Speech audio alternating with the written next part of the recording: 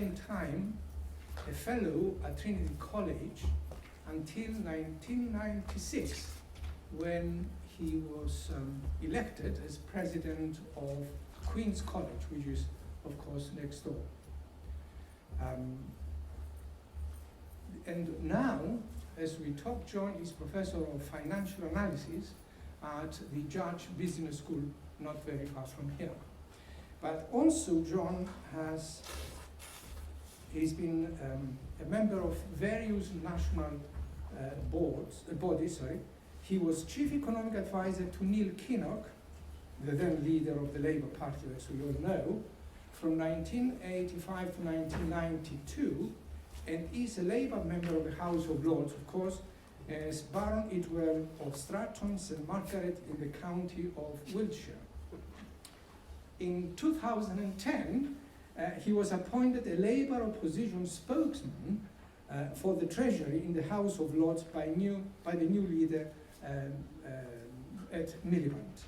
And tonight, John is going to talk to us about, in combating austerity, pure theory matters. And I couldn't agree more with you.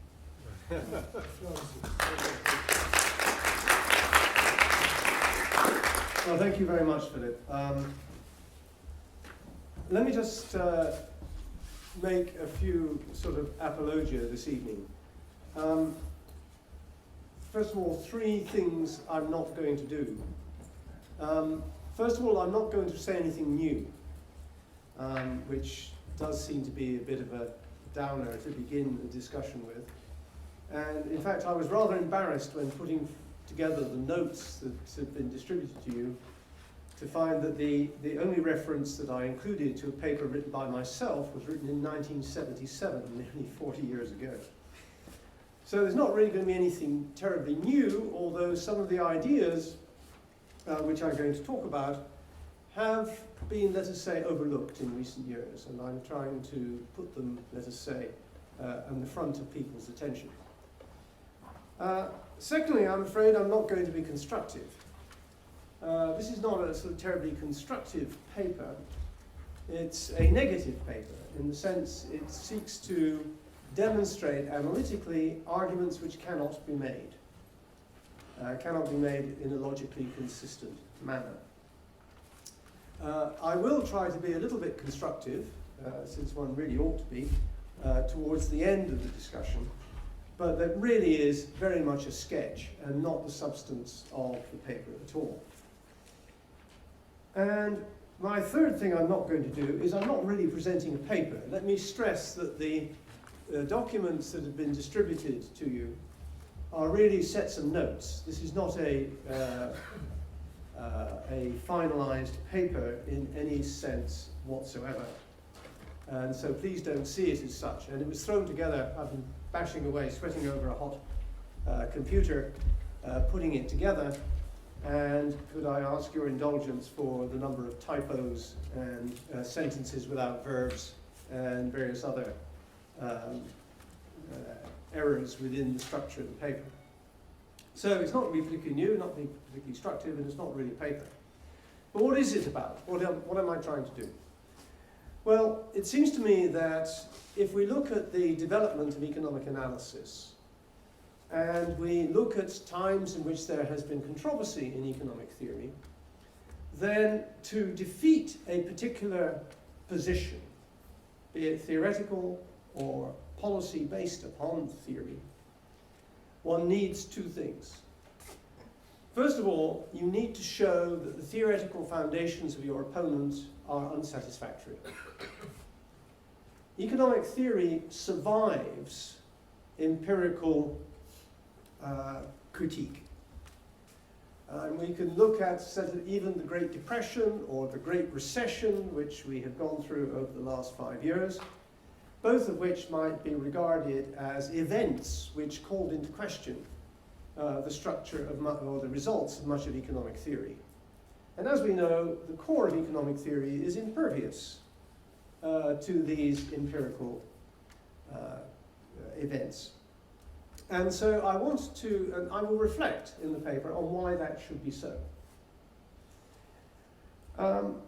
And the second thing you need to do to defeat an argument is to provide a new theory. So one standard criticism, for example, of a lot of developments of arguments against the austerity position or against other theoretical developments based essentially on neoclassical theory is, okay, what's your theory? What is the argument that you're putting in place?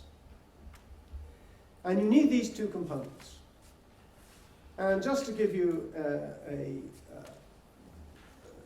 an early insight into some of the things I'm going to say, I would argue, for example, that Keynes' general theory fails very seriously in the first element.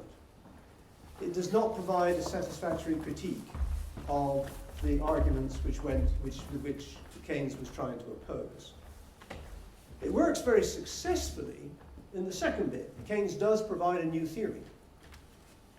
But because he didn't actually complete a critique of the theory which he was trying to replace, the theory which he was trying to replace actually subsequently came back, if we can anthropomorphize the theory, came back and absorbed him, and absorbed his arguments, first in the neoclassical synthesis, and then in the whole varieties of what are often called new Keynesian economics. And the other element, apart from saying that this particular failure in the general theory, I will also be criticizing very strongly what we could call the new institutionalism. It's very fashionable in critiques of orthodox theory, in the attempt to develop new courses, new insights into economic analysis, to develop institutional arguments, to develop arguments based often on quite sophisticated empirical research, arguments perhaps to do with behavior, that we have the development of behavioral economics, for example. All these elements, either in institutions or in behavior, are put forward as a new view and also as a critique of orthodox theory and perhaps the theory of austerity. And both of them, I think, fail. They do not succeed in disposing of the core arguments of the orthodox position. And I am particularly concerned with this because I do feel that a lot of very good work is being done in institutional areas, and yet the other component which would really make this work a success, that is linking it to pure theory, is rejected in the sense that pure theory is rejected as somehow being excessively mathematical or excessively abstract or some similar criticism. And on the notes that I've given you, I've cited as my first critic of empiricism and institutionalism none other than Adam Smith. Because Adam Smith, in rejecting the works of William Petty and others who developed a strong empirical analysis of prices, of quantities, and of recession, Petty wrote about recession in Ireland, developed an enormous amount of data. And Smith said, and it was called political arithmetic. And Smith said, I've got no faith in political arithmetic. I'm rejecting that. I'm developing a theory. And although The Wealth of Nations is an enormously rich book, with lots of empirical discussions and historical examples, the core of The Wealth of Nations is the theoretical framework which Smith develops. So that's my first little quote. These are all sort of texts, as you would have texts in a sermon, okay? So we have little texts here to begin. My second text is from Keynes. And it's from a talk that he gave in 1934 on the radio. And you can actually listen to this. You can go to the British Library and you can listen to this talk given by Keynes. And it's quite remarkable to listen to the man. He had an extremely high-pitched voice and very, to modern ear, very strange delivery. But anyhow, he said, we economists, he was talking about, fall into two main groups. On the one side are those who believe that the existing economic system is, in the long run, a self-adjusting system, though with creaks and groans and jerks and interrupted by time lags, outside interference and mistakes. On the other side of the gulf are those who reject the idea that the existing economic system is in any significant sense self-adjusting. The strength of the self-adjusting school depends on its having behind it almost the whole body of organized economic thinking and doctrine of the last 100 years. We could say 170 or 80 years now. This is a formidable power. It's the product of acute minds and has persuaded and convinced the great majority of the intelligent and disinterested persons who have studied it. It has vast prestige and a far-reaching influence is obvious. It lies behind the education and habitual modes of thought, not only of economists, but of bankers and businessmen and civil servants and politicians of all parties. Now, can't you recognize that today? Thus, if the heretics on the other side of the gulf are to demolish the forces of 19th century orthodoxy, they must attack them in their citadel. No successful attack has yet been made. And I range myself with the heretics, says Keynes. So there we are, Keynes presenting this proposition that there are lots of people who argue that the economic system fails, that there's interference, misguided government policies, monopolies, sticky wages, sticky prices, whatever you like. But they still believe that underlying this, the system is self-adjusting. And my next quote is, I think, a beautiful quote from Milton Friedman, in which he effectively demolished a paper by Paul Davidson, who was trying to argue that one had to look at theory in the character of the economy as a short-run phenomenon. And short-run, there were so many rigidities that orthodox theory was invalid. And Friedman says, the long-run equilibrium in which, as I put it, all anticipations are realized, and that is determined by the earlier quantity theory plus the Walrasian equations of general equilibrium, is not a state that is assumed ever to be attained in practice. It's a logical construct that defines the norm or trend from which the actual world is always deviating, but to which it is tending to return, or about which it tends to fluctuate. This is just the same as Keynes's idea of the self-adjusting system. The hypothesis that the logical construct does specify the norm or trend in this sense is entirely compatible with the existence of uncertainty, which is what Davidson has been arguing about. Just as the hypothesis that x equals a half gt squared specifies the law of falling bodies is not entirely compatible with the existence of air. My next little quote, my next text, if you like, takes us on particularly to the failures of the institutionalists. And there was a very good article written by Luigi Pasinetti. I forgot to put the date on this, so I apologize. I think it was 1998, in a critique of Jeff Hodgson and other institutionalist writers. And Pasinetti argued strongly that, by analogy, that the very powerful institutionalist schools, the one in America in the 19th century, which founded the American Economic Review, and the German historical school, were, of course, as he says, deeply convinced that of the failure of orthodox theory. They insisted on pointing out the sterility of the dominant economics of their times, which is what since has become the neoclassical economics of today. They proposed institutional and historical investigation as an alternative, and they lost. And then Pasinetti also quotes Ronald Coase, and I couldn't resist this one.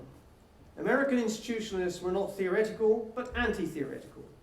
Without a theory, they had nothing to pass on except a mass of descriptive material waiting for a theory or a fire. So, those are my texts. And what I hope you get out of that is, first of all, the idea of the self-adjusting system is not incompatible with a lot of empirical, what could be called imperfections in the economy. And indeed, neoclassical theory perfectly well absorbs those imperfections. And those who rely on institutional argument as a critique of an orthodox position have historically certainly failed, and I believe, as do the writers whom I referred to, they have failed because they had no theoretical core. Now let's then turn to what is deemed to be the subject of this talk, which is austerity. And the first question one has to ask is, what is the theory of austerity? What is the theory of austerity policies? And this is fantastically difficult to discover. The best discussion of the theories of austerity that I know of is the book Austerity, The History of a Dangerous Idea by Mark Blyth, who's not an economist but a political scientist. And he said, austerity is not a body of well worked out ideas and doctrine, an integral part of economic or any other theory. Rather, it's a derivative of a wider set of beliefs about the appropriate role of the state in the economy that lies scattered around classical and contemporary economic theory. Now, if we actually look at this basic idea about the role of the state, we find a critique of the role of the state in successive arguments, particularly those associated with the famous freshwater economists in the United States, those gathered around the University of Chicago. First of all, we have the whole idea that the state crowds out investment and of the inefficiency of the public sector, based often on public choice theory. And there is this central idea that somehow that the economy is disrupted by the operations of the state interfering with the allocative role of the market. Arguments about other notions such as externalities are sort of pushed to one side, and the inefficiency of the state generally cited, except perhaps with respect to some public goods like the provision of a legal system and defense. A similar argument to the sort of crowding out story is the argument that somehow public expenditure, or at least the accumulation of public debt, is a burden on our children. This is one of the most peculiar arguments that one's come across, because if you think about it, insofar as the mass of the public debt is actually held by British citizens, as in terms of our insurance companies, our pension funds, or whatever, then in those circumstances, the repayment of the debt means raising taxes on British citizens and paying it to British citizens. And so the actual alleviation or payoff of the debt is not a burden on the society as a whole, it is simply a redistribution of income within the society. The issues of the burden must be put in terms of an impact on the growth rate of the economy, and that argument I have not seen, where the discussion, except in the works which I list there next, which is one of the key theoretical works in the development of an analysis of austerity, which are the works of Alesina and Ardagna.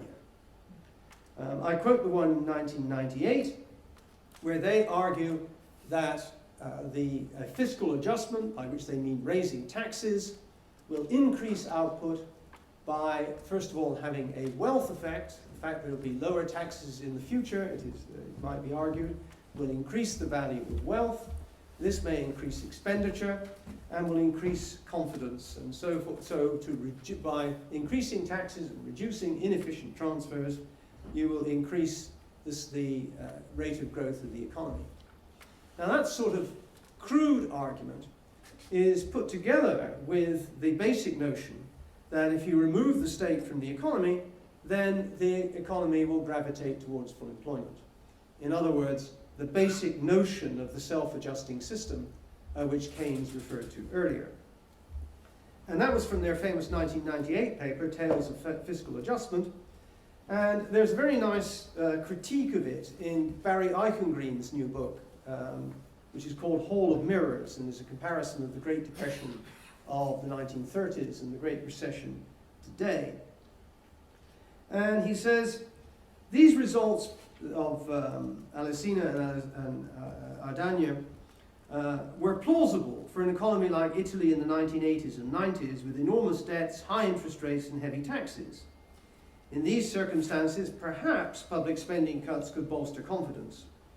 But however plausible such predictions were for Italy, they are not plausible for countries with lower debts. They are not plausible when interest rates are near zero. They are not plausible when the country in question, as a member of the Eurozone, lacks a national currency. And they are not plausible when the entire collection of advanced economies are depressed. In other words, they are not plausible. Then in the whole story of the arguments in favor of austerity, we have the famous argument by Reinhardt and Rogoff in their paper Growth in the Time of Debt, published in the AER Papers and Proceedings, which argued that when gross external debt exceeds 60% of GDP, a country's annual growth rate declines by 2%, and for levels of external debt in excess of 90%, GDP growth is roughly cut in half. And this was, as you well know, cited by the Chancellor of the Exchequer on numerous occasions, and indeed has been cited by European commissioners and by politicians in the United States, notably Mr. Ryan, who was the vice presidential candidate in the last election campaign. And as perhaps everyone will know, in one of the most remarkable graduate student exercises, Bob Polin at UMass, in teaching his econometrics course, regularly gave his graduate students well-known econometrics papers and asked them to rework the results. And two of the graduate students at UMass reworked Reinhardt and Rogoff's results and found that they didn't work at all, and that they were actually, that the underlying data actually didn't support the famous 90% cutoff.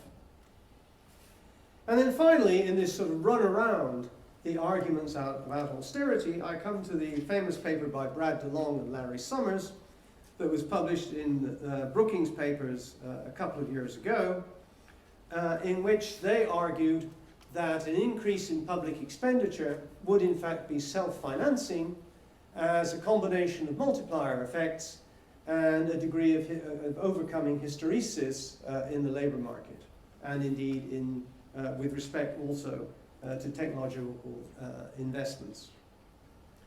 And so there was a well-developed and thorough paper by Brad and Larry Summers, which sketched out this argument in full and did some pretty careful empirical work. And then there's in the Brookings papers, there follows a comment by Professor Ramey, who I think is at the University of Maryland. And she said, DeLong and Summers' model has more in common with standard undergraduate textbook macroeconomic models than with the typical models used at graduate level or in research papers. For example, there's no discussion of their assumptions about fundamentals such as preferences, technology, and resource constraints. In other words, the data of neoclassical equilibrium. Also, the model is missing the GE of DSGE models, for there is no general equilibrium. And this was felt to be a sufficient dismissal of DeLong and Summers. And indeed, has been accepted as such in a lot of the debates in the United States. So, from these sort of texts in the discussion of austerity, what we see, I think, is that embedded within all the discussions is the notion of the self-adjusting system to which Keynes refers in his radio talk, and the idea that there may be empirical imperfections, but they can be overcome, and that when you advance an argument, as DeLong and Summers do, and attempt to abstract it from the notion of the underlying general equilibrium system, the critique that you have not grounded your argument in such a system is accepted as conclusive. I think it is important that also to recognize that many of the institutional characteristics, sticky wages, the peculiar characteristics of the labour market, the existence of monopoly, the role of government, all of these have neoclassical models sitting behind them. Let's, for example, refer to the book by Robert Solow, a very interesting book that Solow wrote about, I don't know, 10, 12, 15 years ago, called The Labour Market as a Social Institution. And what did Solow write? He said, the labour market really is different. And he elaborates a series of arguments based on equity, fairness, social norms, and even the just price. Concepts that have nothing to do with sort of standard neoclassical argument. And he concludes that this is a long way from standard neoclassical theory, but, he says, none of this is radically subversive of mainstream economic theory. All of this can be incorporated into the core of mainstream economic theory, Solow argues. And we can go through a whole variety of analyses of these imperfections and find them incorporated this way. So let me move from these prior arguments to the actual arguments about theory. First of all, the essence of neoclassical theory. The essence of neoclassical theory consists of utility maximization subject to constraints in a competitive market. That we know. Constraints of technology and endowment. It's the essential Walrasian structure. And out of this structure, you determine equilibrium prices and, of course, equilibrium quantities. And so the neoclassical theory of price and the neoclassical theory of output and employment are exactly the same theory. And so the basic, let us call it neoclassical version of Say's law, consists of two propositions. First, the proposition that there exists a set of market clearing prices for all commodities and all factors. And by definition, these prices equalize the supply and demand for all commodities, including factors of production, except, of course, if you have free goods that are in excess supply at zero price. And it's usually presumed that there's sufficient substitutability in the system that the price of labor is not zero. And sometimes, actually, the models put a floor under the price of labor.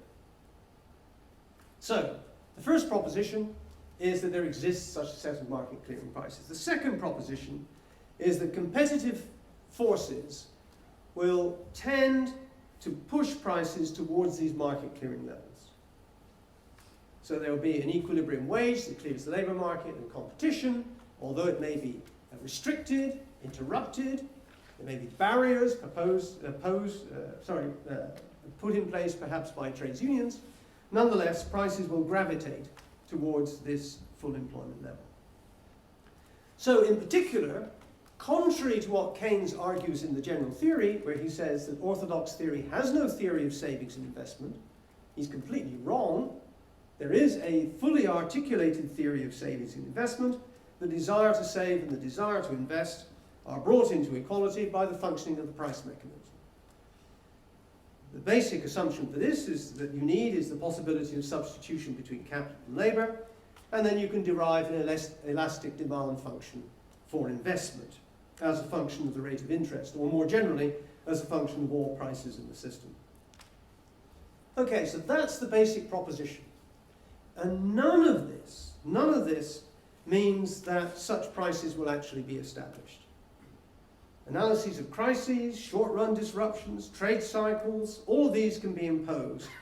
And imperfections such as sticky wages and prices, which is the basis of the Modigliani version and Hicks version of ISLM, disruptive monetary and financial phenomena, uncertainty, lack of information, miscalculations by the state, inappropriate fiscal and monetary policy, all of that can be imposed upon that framework that has underneath it the market clearing set of prices and the attempt of prices to gravitate towards us. And we can see this in a whole variety of models. I mean, the whole new set of new Keynesian models produced by folks at Harvard over the last 20 years are based on various forms of imperfection such as these. Solow's analysis of output is based on his stories about the labor market, which I described, and which, as he points out, in no way subvert orthodox economic theory. And so, what is remarkable, really, is that this idea that underlying all the analysis is the proposition that exists a market clearing set of prices is seldom questioned. And indeed, we have this whole variety of models created by people which Murray Millgate and I, in a book we wrote many years ago, called imperfectionists. And we said that who the imperfectionists are is the idea that a particular aspect of the economic system leads to a breakdown of the market mechanism, but if this aspect were absent, then the system would gravitate towards full employment. So perhaps you have sticky wages which are because of the power of trade unions. Okay, let us remove the power of trade unions. We have Mrs. Thatcher comes along, removes the power of trade unions, and therefore wages become flexible, and you gravitate towards full employment. A rational policy in the face of imperfections is to remove the imperfection, not to reinforce it by fiscal and monetary policies. This is the rational outcome. And one of the unfortunate things, particularly in the way that some really important empirical work is misused, in this context, it relates to some empirical work done in Cambridge. There was some extremely valuable work done by Godley and Nordhaus, and later taken up, built on by works of Koletsky and Robert Neal, and later taken up by Coutts, Godley and Nordhaus in their book, which argued very convincingly that prices in industrial prices were a stable markup over normal cost, where normal cost was predominantly wages associated with an average or normal level of output. And they showed that this markup was impervious to variations in the level of activity around a normal level, if you like, through the trade cycle. And what happened? This very simple idea about the stability of the markup, perhaps an important insight into industrial pricing, was taken by Edmund Mallenvode, turned into a rigidity in a neoclassical model, and lo and behold, here was the neoclassical version of Keynesianism over again. So a very sensible, a very valuable piece of empirical work was used as the justification for an imperfection imposed upon a Walrasian model, and then this was declared to be a satisfactory basis of a theory of employment or unemployment. Now, one of the problems that one faces in criticizing this story is that this is partly Keynes's fault. And it's partly Keynes's fault because if we look at the structure of the general theory, it is constructed in really two parts. There are two very distinct parts of the general theory. In the first part of the general theory, chapters 1 to 10, Keynes advances his new theory of the principle of effective demand. The idea that the volume of investment determines savings via the multiplier and consequently the level of output. The new idea. This was a remarkable idea. It was, if you like, a piece of genius, because the sort of pragmatic idea that you must save in order to invest had dominated economics, whether it's the economics of Ricardo or Marx, or the economics of Wicksell, or of Marshall, up until that time. And Keynes reversed the thing completely and said, no, investment determines savings. What an extraordinary idea, what a powerful idea. But then, in the second part of the book, he tried to develop an argument to justify the idea that the volume of investment did not automatically gravitate towards that level which would be associated with full employment. And you can see this dual structure in Keynes's own discussion of the general theory. The initial novelty, he says, lies in my maintaining that it's not the rate of interest, but the level of incomes which ensured equality between savings and investment. The arguments which led up to this initial conclusion are independent of my subsequent theory of the rate of interest. And in fact, I reached it before I had reached the latter theory. But the result of it was to leave the rate of interest in the air. And so he had to develop a theory which said that the rate of interest will not gravitate towards full employment. And so the whole role of liquidity preference was to argue that somehow expectations operating through financial markets would ensure that the rate of interest could stay above that which would be associated with a full employment level of investment. In other words, he had to introduce a rigidity or imperfection into the operations of the market. Now, let's just reflect for a minute. Let me just go to one side and say, what was it that was the key to Keynes's positive argument? The argument that the volume of investment determines the level of activity. And the key, of course, was that instead of the neoclassical separation between the real economy and money and finance, finance was brought into the core of theory. Because without a monetary system, without the availability of finance, then the idea that investment is an independent variable makes no sense. So if investment, and I quote from Keynes here, if investment is proceeding at a steady rate, the finance required can be supplied from a revolving fund of a more or less constant amount. One entrepreneur having his finance replenished for the purpose of projected investment as another exhausts his. But finance has got nothing to do with savings, he says. At the financial stage of proceedings, no net savings has taken place on anyone's part, and there's been no net investment. Finance and commitments to finance are mere credit and debit book entries which allow entrepreneurs to go ahead with assurance, and so on and so forth. So you've got to have a set of institutions for Keynesian analysis to work. You've got to have a banking system, you've got to have a set of financial institutions as the basis of a monetary theory of output.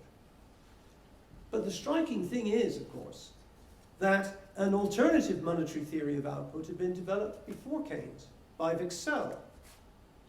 And Eatwell's argument placed the whole monetary theory of output on the top of a Walrasian structure, and argued that if the rate of interest was maintained by the state at an inappropriate level, then you would either have cumulative inflation or deflation. And if prices were rigid, you'd have unemployment. Sounds remarkably like Keynes, doesn't it? And indeed, Keynes himself said, and here we have Keynes as the neoclassical imperfectionist in the general theory. Thus, in the absence of money, and in the absence, we must of course also suppose, of any other commodity with the assumed characteristics of money, rates of interest would only reach equilibrium when there is full employment. In the general theory, the economy gravitates to full employment unless there is some form of rigidity introduced by the monetary system. Now, what was true of Keynes, and I'm being rather critical of him, even though he's my hero, is also true of many modern-day Keynesians, many of whom are the most overt and powerful critics of austerity. So let's take Paul Krugman. Paul Krugman, in his book on the current recession, said, in principle, shortfalls in overall demand would cure themselves if only wages and prices fell rapidly in the face of unemployment. But in reality, prices don't fall quickly in the face of recession, but economists have been able to agree about exactly why. In other words, Krugman is arguing, if only there's flexibility in prices, and in the longer run there will be, then the economy gravitates towards full employment. This is Paul Krugman. Joe Stiglitz, with perfect markets, including perfect information. Joe, of course, did all his well-known work on imperfect information. There's always full employment. With imperfect information, there could be unemployment. So if we put an imperfection into the system, then it doesn't work. But if we remove the imperfection, the economy gravitates towards full employment. So underpinning these arguments are the same Walrasian idea. With respect to the general theory, to go back again, what I see in the general theory is the successful new theory, but the failure of the critique of the old. So Keynes did half the job. but didn't do the second part. But there is a critique of neoclassical theory that's been developed in the last 40 years, which does the job. And I'm well aware that a lot of economists, especially a lot of graduate students these days, first of all, don't read about capital theory, as it was called, or regard it as an esoteric sort of byway of those who are obsessed with pure economic theory. But let's just see what the result of the capital theory debates was. And the result that was accepted by Paul Samuelson and indeed by, well, actually not by Robert Solow, by Paul Samuelson. And the broad conclusion of those debates was that if you have an economic model which contains more than one reproducible good, more than one reproducible means of production, in other words, more than one capital good, then you cannot logically construct a long-run equilibrium. That is, an equilibrium towards which the economy gravitates. And you cannot, therefore, create a well-behaved demand curve for capital, and therefore you cannot create a theory of supply and demand determining the rate of profit, or indeed all associated prices. Now, what is the relevance of this? The basic core result of this was that you cannot construct a well-behaved demand function for capital. You therefore cannot construct a well-behaved investment function, which is after all just the derivative of the demand function for capital. And there is no nice, well-behaved marginal efficiency of capital schedule, Maynard. Sorry, it's not there. Keynes argued that he built his marginal efficiency of capital schedule on the basis of Fisher's rate of return over cost, which is an absolutely solid, straightforward analysis based on neoclassical grounds. So if there is no marginal efficiency of capital schedule, there is no logical foundation for that idea. There's no IS curve. It doesn't exist. There is no logical foundation for such models. Now, the idea that of aggregate models which cannot display a demand function for capital, which you cannot construct a demand function for investment, was generally accepted, although it's been sort of pushed into the background, and we still have people writing y equals f as a function of k and l, standard production functions used especially in empirical analyses. But the theoretical result was established, even if it has been forgotten. So then what is the logical foundation of this idea that there exists a Walrasian equilibrium around which the economy gravitates and towards which it might, in the absence of imperfections, move? Well, the only logical foundation is the market clearing Walrasian equilibrium models developed by Arrow and Debreu, and published, of course, famously in Debreu's book of 1954. And if we look at that as the only foundation, what is interesting and has been completely ignored, strikingly ignored in this university, is that Debreu himself has said that this could be no basis of macroeconomics. There's a thing called the Sonnenschein-Mantel-Debreu theorem, which was developed in the 1970s by Debreu and Hugo Sonnenschein and Roger Mantel. And what did they say? That even if you have well-behaved micro-foundations, if you have all the structure of quasi-concave utility functions and all the usual stuff within the structure of a neoclassical model, you can do the host of topology and you can solve out for an existence theorem. Even in those circumstances, with all the well-behaved micro-foundations, this will be associated with any arbitrary market aggregate demand curve. And this is a completely robust result. It even survives homothetic utility functions. And why I say that? Because it's essentially based on wealth effects, the impact of wealth effects on the values of the endowments of individuals and the consequences in their behavior. But the result was summed up very nicely in an article in the Cambridge Journal of Economics by a student of mine called Abu Rizvi. And he said, every theorist who wants to argue that a change in some price variable, a wage, an interest rate, or an exchange rate, affects a corresponding quantity aggregate in a definite direction cannot base this argument on general equilibrium theory. And that is Debreu's result, not some crazy Cambridge Keynesian. Debreu said that. And so what Debreu is saying is there's no such thing as a demand curve for labor. It does not exist. There's no such thing as a demand curve for investment. It doesn't exist. And that's the aggregate analysis. And what's striking is that the Debreu-Montel-Sonnenschein theorem applies for a pure exchange economy or an economy with non-reproducible factors. But then when you take it and apply it to an economy with reproducible means of production, things get even worse, as Murray Milgate and I have shown. Consider this. You've got a Walrasian model, and you have arbitrary endowments, as of course you must. And these endowments are reproducible. And you have a very large number of, let us say, tractors, and an extraordinarily small number of trucks.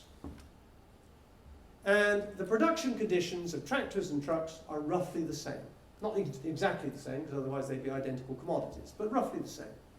So their cost functions will move in similar ways. Okay?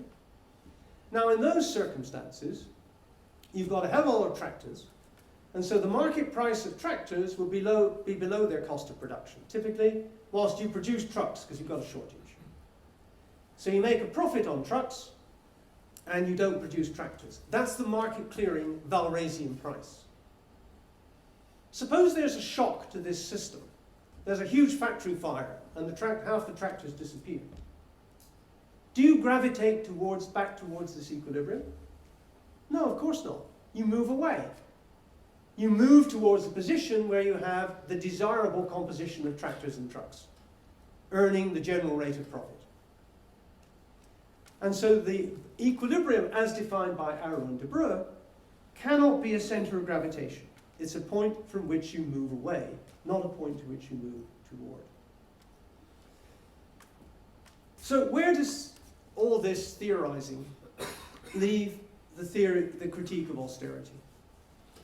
Well, the essential point which I would like people to take away and think about is that it's a powerful negative argument.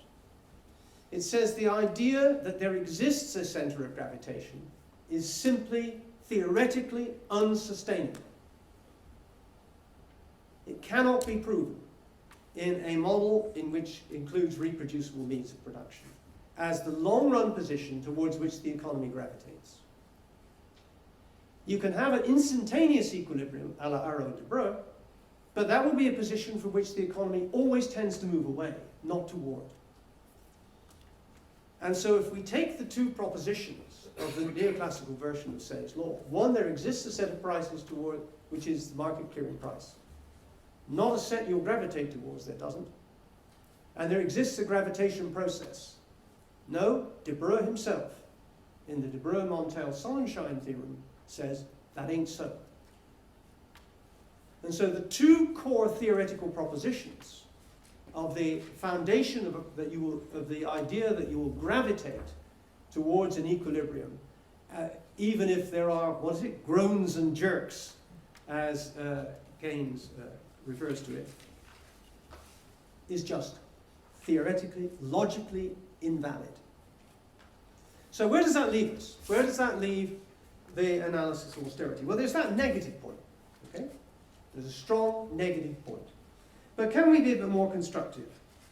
After all, our colleagues who have developed a large number of powerful institutional arguments about the nature of markets today have provided some important insights into behavior and into the structures of firms, markets, and of the role of the state. So, have we got any theoretical foundation for that? Well, yes, we do have some pieces of theoretical foundation. First, of course, there's the general theory, the first bit, the first 10 chapters, which rely entirely, the insight in that part, on the institutional structures of finance in a market economy. Finance and the real economy are one. They are not separate things. They are the same structures. They are the same, they are the same part, they are the necessary parts, let me get it right, of the same economic theory. They cannot be separated, as was the case in so much, or is the case in so much neoclassical theory. And secondly, interestingly enough, the classical theory of value and distribution, which was revived by Piero Sraffa, provides an analysis as well. I mean, Sraffa's analysis, and indeed the analysis of Ricardo and Marx, which he modernized, one can see the relationship between distribution and prices, and one can develop actually a theory of price. And so let's take a very simple idea. Let's take Kalecki's version of the theory of effective demand, which is the volume of investment determines the volume of output given the markup in the profits over wages. Given that markup, the share of profits in the economy, you can construct a multiplier and show the relationship between the volume of investment and the volume of output. That's what Kalecki did. That was Kalecki's version of the principle of effective demand. Now, the problem with markup theory is it's very micro and is really inappropriate at the aggregate level. Because after all, the markup of a price over cost is the cost of another industry. And the steel industry has a markup over its costs. That's the prices that goes into the industry that makes pots and pans. And they have a markup over their costs, and that goes into the restaurant industry, or whatever it might be. And so to actually understand how markets are determined, we need to look at the entire system, which is exactly what Sraffa does, and shows that once we analyze the determination of the distribution of income in the system as a whole, we can describe that given the production system, if we know the structure of wage goods, then all prices and the rate of profit are determined by a thing called the Frobenius theorem, though he doesn't call it that. And so we can, if you like, take Kalecki's idea and put it right. Do away with the simple markup and replace it with a general theory of prices relating the volume of investment to output. Then classical theory, as you can see from Smith and from Ricardo, and especially, of course, from Marx, has a whole institutional element to it. A discussion of the nature of labour markets, the way that labour markets work, different views throughout the classical period. We might have a different view today. I'm always impressed by Frank Wilkinson's reconstruction, if you like, of the idea of the real wage as being the basis of the theory of distribution, which he did with Roger Tarning many years ago. But anyhow, these are bits and pieces of a theory of value and distribution, which fits very nicely with Keynes's theory of output, and contains no notion whatsoever that the system will gravitate towards full employment. Indeed, once you take this structure, institutional complications and ramifications can be added at will. So, the foundation of a positive way forward, I would suggest, particularly with the integration of the analysis of financial markets into the analysis, a positive analysis as opposed to my negative proposition, can be based on the elements of classical and Keynesian theory put together. What we have to dispose of is the idea that there exists within the economy a gravitation towards general equilibrium, and that empirical institutional analysis is sufficient to suggest that that gravitation will not happen. Okay, thanks a lot.